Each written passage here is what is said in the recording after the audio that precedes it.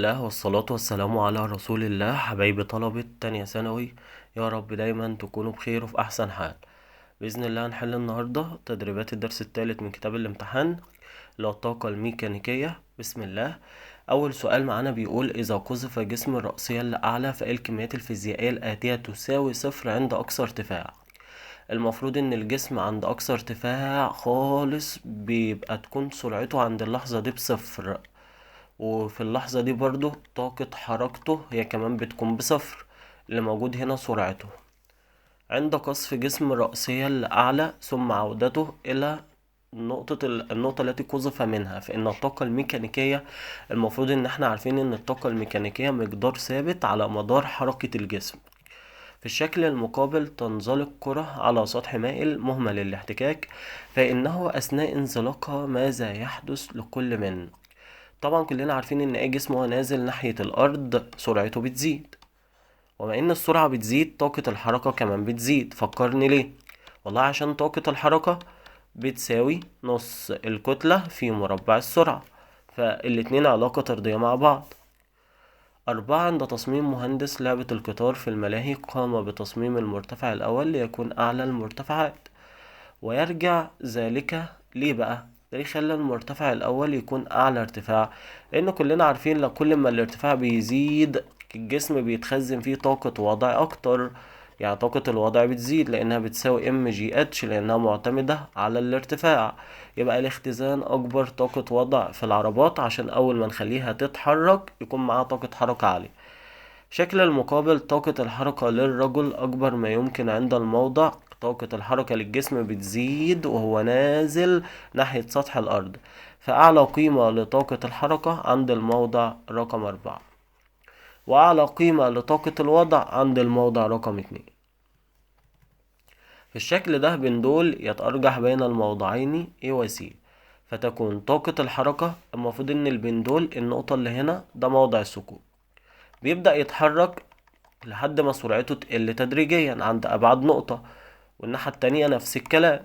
هو بقول طاقة الحركة عند سي قيمة عظمى، لا ده هنا بصفر عشان السرعة بصفر لأن البندول هنا بيوصل لأبعد نقطة. الطاقة الميكانيكية عندي أكبر، طبعا غلط من غير ما أفكر لأن الطاقة الميكانيكية ثابتة. طاقة الوضع عند النقطة A أكبر ما يمكن قيمة عظمى، دي صح. طاقة الوضع عند C أكبر من إيه؟ لا الاتنين زي بعض لأن دي أبعد نقطة بيوصل لها البندول، فأبعد نقطة أبعد وضع للجسم، فدي تعتبر طاقة وضع قيمة عظمى.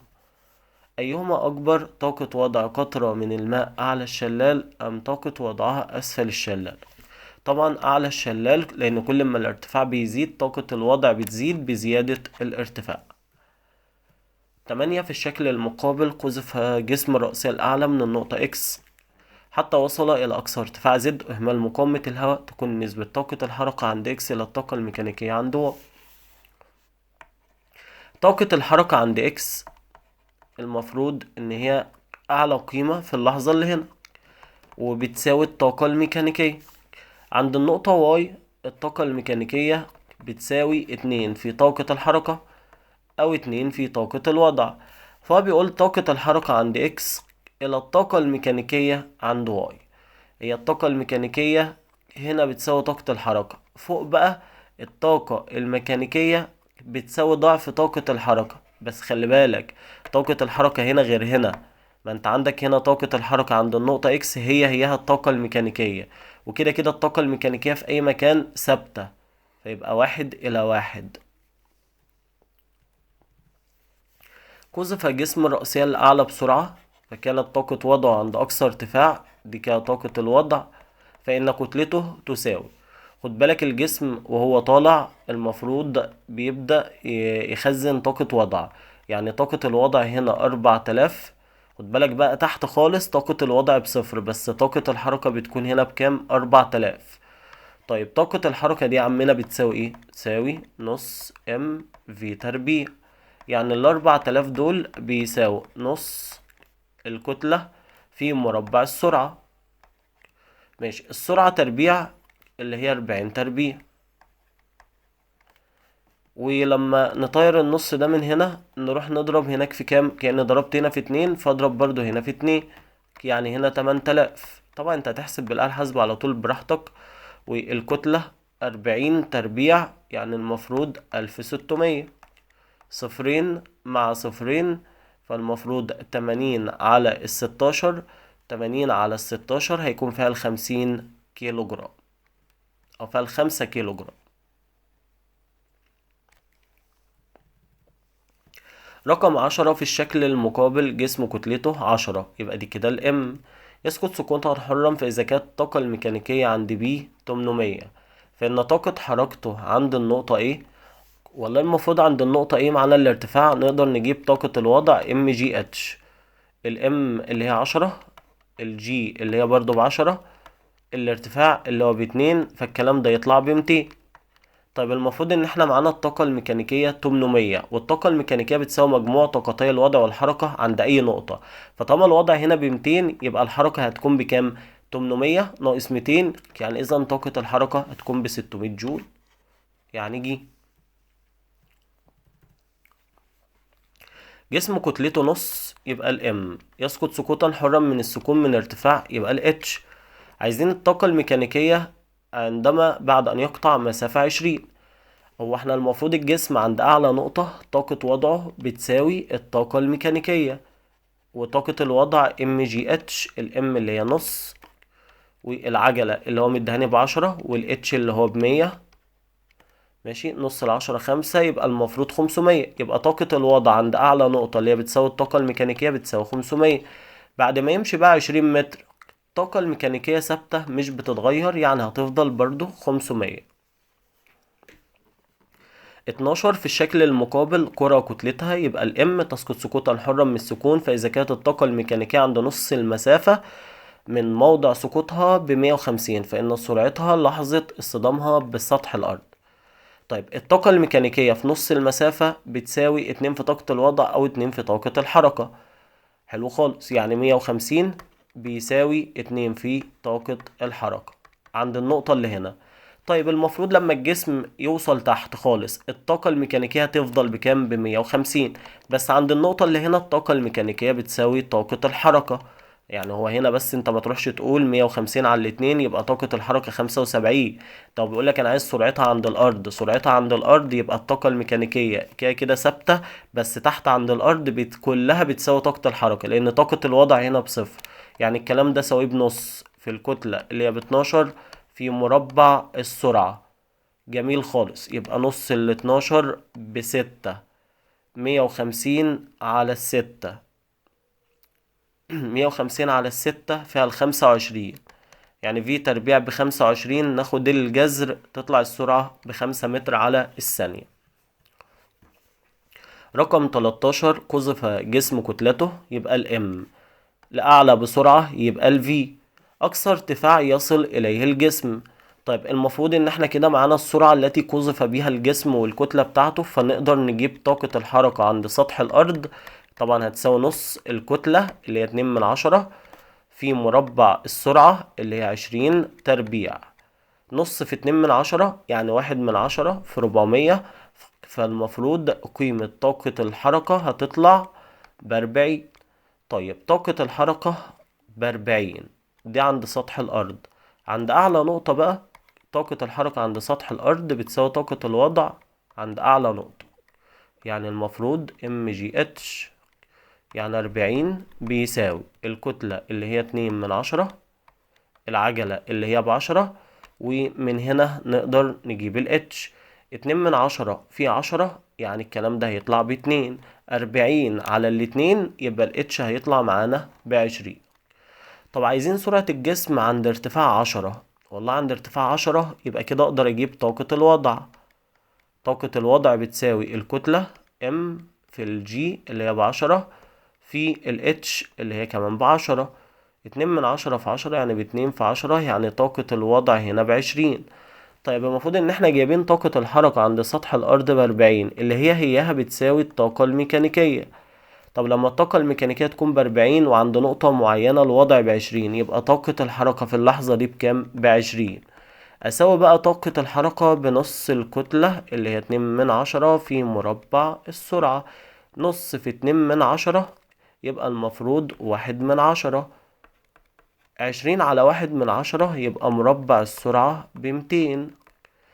ماشي، في تربيع ب200 يبقى الفي هتساوي جذر 200. تعال نشوف جذر ال200 ده هتطلع بكام.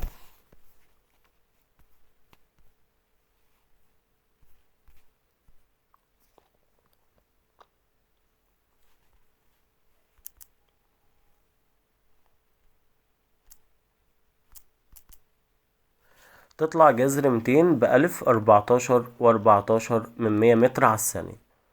النقطة رقم 14، الشكل يوضح العلاقة بين طاقة الحركة لجسم يسقط من ارتفاع، يبقى ال h فوق سطح الأرض ومربع السرعة، عايز طاقة الوضع على ارتفاع 2. طيب من طاقة الحركة اللي هي 400، طبعا قانونها بيساوي نص الكتلة في مربع السرعة. السرعة تربيع هنا هوت ب200، دي كلها على بعضها ال v تربيع ب200. 400 على 200 يعني 2 بيساوي نص الكتلة، يبقى الكتلة تطلع بكام؟ ب4 كيلو جرام. من الكلام اللي قدامي اضرب هنا في 2 واضرب هنا في 2. طيب انا معايا الكتلة وعايز اجيب طاقة الوضع. ما طاقة الوضع mgh، ال h ب2 والعجلة ب10 والكتلة ب4. 4 في 10 ب40 في 2 تطلع 80. قذف جسم رأسيا لأعلى عند ارتفاع. شكل البيان يمثل علاقة ما بين طاقة الوضع والارتفاع. يبقى نقدر من هنا من قانون طاقة الوضع بقى اللي هي بتساوي الكتلة في العجلة اللي هي ب10 في الاتش اللي هو بكام؟ ب8. جميل خالص. يبقى المفروض 0 مع 0 24 على 8، يبقى الكتلة تطلع ب3 كيلو جرام. ماشي، معانا الكتلة احنا قلنا ب3 كيلو جرام. عايز طاقة حركة الجسم على ارتفاع 6. طيب على ارتفاع 6 اقدر اجيب طاقة الوضع. طاقة الوضع بتساوي الكتلة اللي هي ب3 في العجلة اللي هي ب10 في الارتفاع اللي هو ب6. 3 في 6 ب18 في 10 يبقى 180.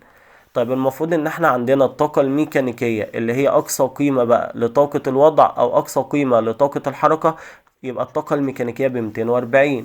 اذا بقى طاقة الحركة هقول له 240 ناقص 180، اطرح الاتنين من بعض يطلع الاجابة بتاعتك 60 جول. لان المفروض عند اي نقطة الطاقة الميكانيكية ثابتة، فلما تكون طاقة الوضع ب180 يبقى اذا طاقة الحركة طرح الاتنين من بعض.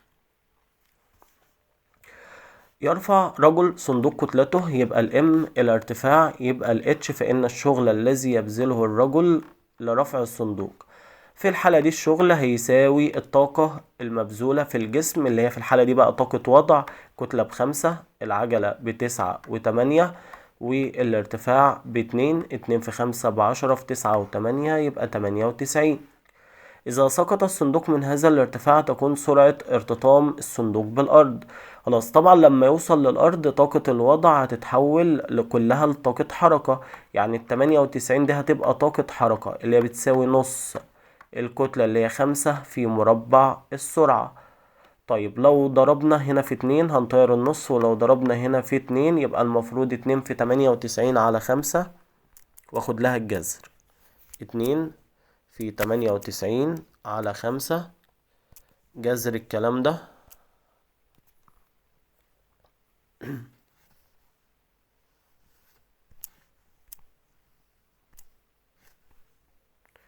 تطلع ب6.26 يعني رقم ب. 17، سقط جسم كتلته سقوطا حرا إذا كانت سرعته عند منتصف المسافة بين موضع سقوطه وسطح الأرض هي v. عند منتصف المسافة المفروض ان الطاقة الميكانيكية بتساوي 2 في طاقة الحركة، واحنا عارفين ان طاقة الحركة نص الكتلة في مربع السرعة. يبقى 2 في نص هيروحوا مع بعض تطلع الإجابة mv تربيع. يقول لك يسقط جسم سقوطا حرا من ارتفاع h فوق سطح الأرض، والشكل البياني يمثل علاقة بين كمية فيزيائية y للجسم والمسافة دي التي يقطعها من نقطة سقوطه، فإن الكمية y هي.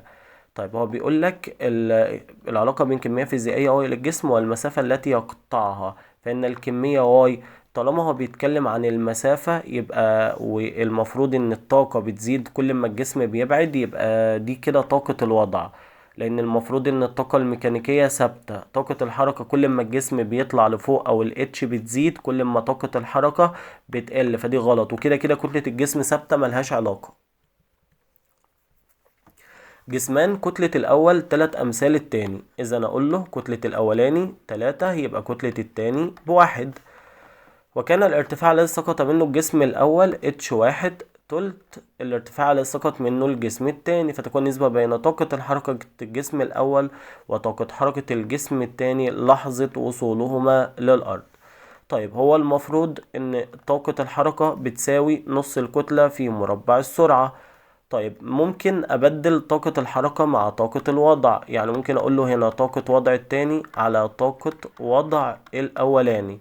ماشي، طاقة الوضع ام جي اتش. ده ليه انا اخترت ده ام 2 طبعا و اتش 2، وهنا ام 1 جي اتش 1، وطبعا العجلة كده كده رقم ايه، رقم ثابت. طيب ليه اخترت قانون طاقة الوضع وعكستها مع طاقة الحركة؟ لان المفروض ان انت دلوقتي معاك الاتش مش معاك السرعة، فمش هتعرف تجيب طاقة الحركة. تمام، نبدأ نعوض بقى. ام 2 بواحد، اتش 2 بواحد، اتش 1 بتلت، وام 1 بتلاتة، فتطلع النسبة ما بينهم 1:1. الاتنين هيطلعوا قد بعض. شكل الموضح: يسقط جسم سكون من أعلى مبنى ارتفاعه، فتكون طاقة الوضع عند اكس بتساوي طاقة الحركة عند واي. طبعا لا، طاقة الوضع هنا المفروض بتساوي طاقة الحركة عند كي، لأن طاقة الحركة عند سطح الأرض أعلى ما يمكن، وطاقة الوضع عند أعلى نقطة بتكون أعلى ما يمكن. طاقة الوضع عند واي أكبر من طاقة الحركة عند كي. لا غلط، طاقة الحركة عند كي أعلى ما يمكن، فبرضو دي غلط، وكده كده الأولى غلط. طاقة الحركة عند زد بتساوي طاقة الحركة عند واي. هل طاقة الحركة عند زد نفس واي؟ أكيد برضو لأ. طب طاقة الوضع عند اكس أكبر من كي؟ فعلا اكس طاقة الوضع أعلى ما يمكن. طاقة الحركة عند كي وبقول لك أعلى، فتكون لأ، طاقة الوضع عند اكس بتساوي طاقة الحركة عند كي، يعني دي برضو غلط. طيب نرجع لدي تاني. طاقة الحركة عند زد، فين زد اهي، طاقة الحركة هنا بتساوي طاقة الوضع عند واي. فعلا بالظبط صح، هو بحسب هنا طاقة الحركة برضو.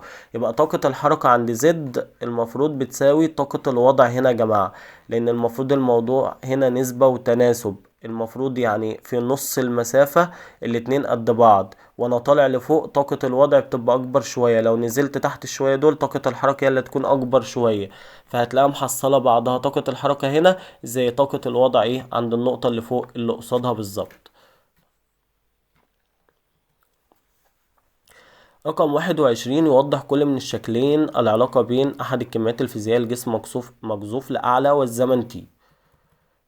طيب بقولك ايه الاختيارات: يمثل الكمية A والكمية B الممثلين على المحور الرأسي في الشكلين البيانيين. طيب هو المفروض بيقولك ايه، جسم مقذوف لأعلى، فالمفروض الجسم هو مقذوف لأعلى طاقة الوضع بتزيد وبترجع تقل وهو نازل. طيب والمفروض ان طاقة الحركة عكسها، يبقى المفروض هنا طالما القيمة هنا بتزيد يبقى دي طاقة الوضع. يبقى في المنحنى الاولاني الكمية الاولانية طاقة الوضع والتانية طاقة الحركة. رقم 2 اي الاشكال يمثل علاقة بين الطاقة الميكانيكية للجسم والزمن. كده كده عارفين ان دول غلط، لان الطاقة الميكانيكية مقدار ثابت وهتكون ب10، لان الرسمة اللي فوق اللي هي فوق هنا دي المفروض اعلى قيمة لطاقة الوضع ب10 واعلى قيمة لطاقة الحركة برضو ب10، فالطاقة الميكانيكية بتساوي اعلى قيمة للوضع او اعلى قيمة للحركة. 22 بين دول اثناء اهتزازه كما بالشكل المقابل فان اقصى ارتفاع عند النقطة A. ماشي، اقصى ارتفاع عند النقطة ايه او اقصى ارتفاع عن النقطة ايه، اسف. المفروض ان اقصى ارتفاع عن النقطة ايه ده في الحالة دي يعني احنا المفروض نجيب طاقة الوضع، والمفروض عند النقطة ايه هنا طاقة الحركة هتكون معايا اللي هي نص الكتلة. ممكن نفرض الكتلة ب1 عشان ما تعطلناش في السؤال في مربع السرعة اللي هي 2.5 تربيع. نحسب الكلام ده، يبقى نص في 1 في 2.5 تربيع. 3 و125 من 1000 دي كده أعلى قيمة لطاقة الحركة، اللي هي برضو هتكون أعلى قيمة لطاقة الوضع. ما هو لما البندول بيبعد طاقة الحركة بتتحول لطاقة وضع. يعني أنا كده كأن معايا طاقة الوضع 3 و125 من 1000 اللي هي بتساوي ام اللي احنا فرضناها بواحد في العجلة اللي هي ب9 و8 في الاتش بقى. يبقى نقسم الكلام اللي كان معانا ده اللي هو 3 و125 من 1000 على 9 و8 من 10 في واحد، 9 و8 من 10. تطلع الإجابة معانا 31 و8 من 10. هي طبعا هتطلع بالمتر الأول 318، وطبعا في أرقام بعد التمانية، في كمان تمانية بعدها. ده كده الرقم بالمتر. عشان أخليه بالسنتي هضرب في 10 أس موجب 2، فهبص ألاقي إن العلامة هتتحرك هنا، فبقت 31 و88، يعني 31 و9 من 10. عايزين نجيب السرعة بتاعة البندول عند النقطة اللي هنا.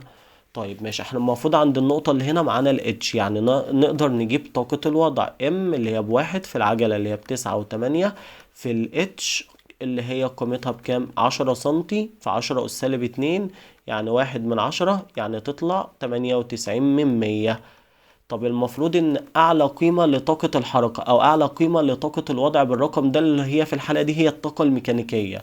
او ما انا طارح بقى الطاقة الميكانيكية دي من طاقة الوضع هنا، يتبقى لي طاقة الحركة. يبقى 3 علامة 125 من 1000 ناقص 98 من 100، تطلع الإجابة 2 و145 من 1000. الإجابة دي هتبقى قيمة طاقة الحركة 2 علامة 145 من 1000. دي كده قيمة طاقة الحركة اللي هي المفروض نص في الكتلة اللي هي بواحد في مربع السرعة. نحسب بقى يلا الناتج اللي طلع معانا، نقسم على نص وبعدين ناخد الجذر، جذر أنصر. يلا الكلام ده كله بالآلة الحاسبة هتطلع لك الإجابة. تطلع الإجابة المفروض 2 و71 من 1000 اللي هي تقريبا السبعة تدي للصفر، بقت 2 و1 من 10. اوكي، السؤال اللي بعد كده رقم 23 بيقول لك تبدأ عربة الملاهي حركتها من السكون. سؤال مهم جدا. عند النقطة A يتحرك على قضبان مهمل الاحتكاك، فإن مقدار سرعة العربة عند النقطة B.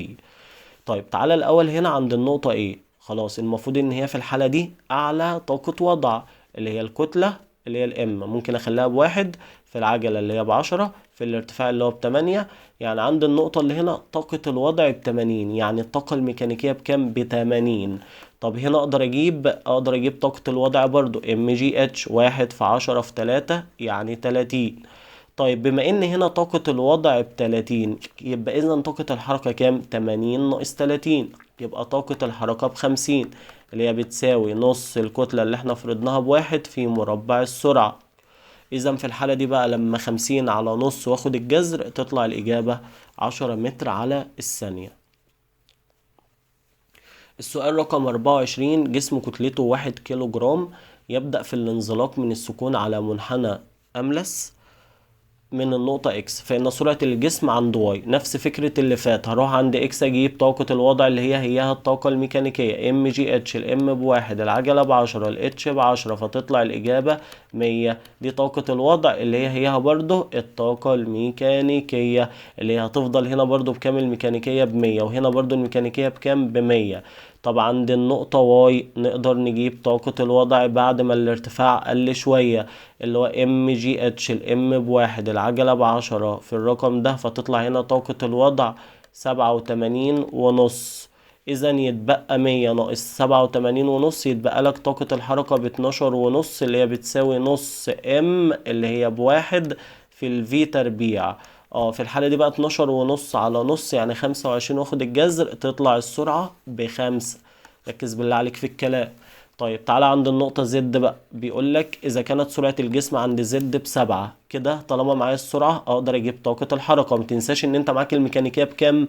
ب100. طب أنت تقدر تجيب الحركة عشان معاك السرعة نص ام اللي هي بواحد في في تربيع اللي هي 49. طبعا الكلام ده لما نضرب نص في 49 فتطلع 24 ونص.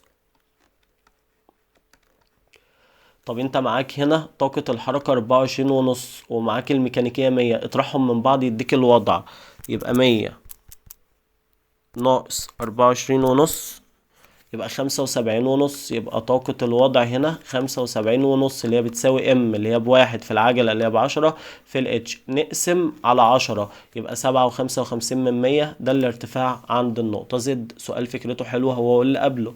تعالى بقى معايا في آخر نقطة رقم 25. قذفت كرة كتلتها، يبقى الام فصلت سرعتها إلى 3، يبقى دي الفي عند ارتفاع 4، فإن مقدار الشغل المبذول. خد بالك وخدها قاعدة ثابتة دايما، الشغل بيساوي الطاقة المختزنة في الجسم. طب هنا في الحالة دي الجسم معاه سرعة ومعاه ارتفاع، يعني كده ما وصلش لأقصى ارتفاع لسه، لأن عند أقصى ارتفاع المفروض سرعته بكام؟ بصفر. يبقى أنا هنا معايا قيمتين، معايا طاقة حركة وكمان معايا طاقة وضع. خد بالك أنا بقولك الشغل بيساوي الطاقة، سواء بقى طاقة الوضع، طاقة حركة، طاقة ميكانيكية. طب في اللحظة دي الجسم معاه طاقتين، يبقى هجيب الطاقتين مع بعض، يبقى هقول له نص الكتلة اللي هي بنص أصلا في مربع السرعة اللي هي ب3 تربيع، واقول له كمان اعمل لدول قوس كده، واقول له كمان يا عم ام جي اتش، ام اللي هي بنص العجلة اللي هي ب10، الاتش اللي هو بكام؟ ب4.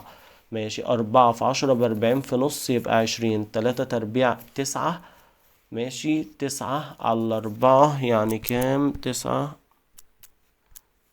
يعني 2 وربع، و20 يبقى 22 وربع. يعني هنحسب الناتج ده كله على بعضه هيطلع 22 وربع.